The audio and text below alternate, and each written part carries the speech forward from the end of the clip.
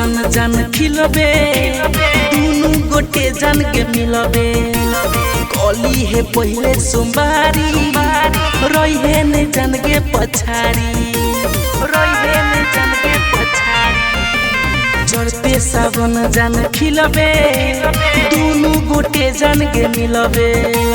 कली है पहले सोमवारी रही है ने जान के पछाड़ी हम छिए बाबा के पुजारी जान तू पुजारी बन जो उठा ले कांवर जान बम बन जो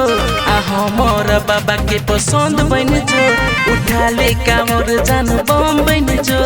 आ हमर बाबा के पसंद बन जो उठा ले कांवर जान बम बन जो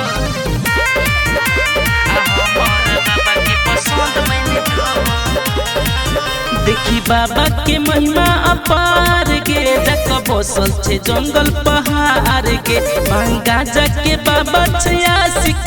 बहे माथे से गंगा के धार के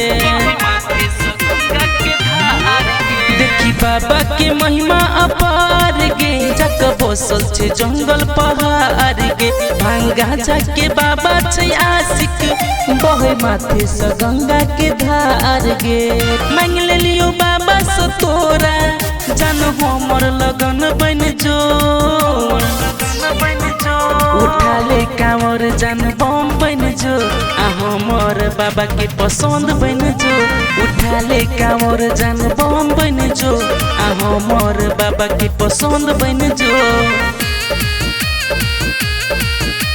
उठा ले कांवर जान बम बन जो आ हमर बाबा के पसंद बन जो चले बाबा पर जल चढ़ेबई हाथ जोड़ कर जी लगेबई साथ छूटते नहीं जन्मो जन्म तक राइटर मनो सब भजन लिखबेबई चले बाबा पर जल चढ़ेबई हाथ जोड़ कर जी लगेबई साथ छूटते नहीं जन्मो जन्म तक राइटर मनो सब भजन लिखबेबई कहो जख्मी जितेंद्र गेरानी तू बाबा मगन रही जो उठा ले कांवर जान बम बन जो आ हमर बाबा के पसंद बन जो उठा ले कांवर जान बम बन जो आ हमर बाबा के पसंद बन जो।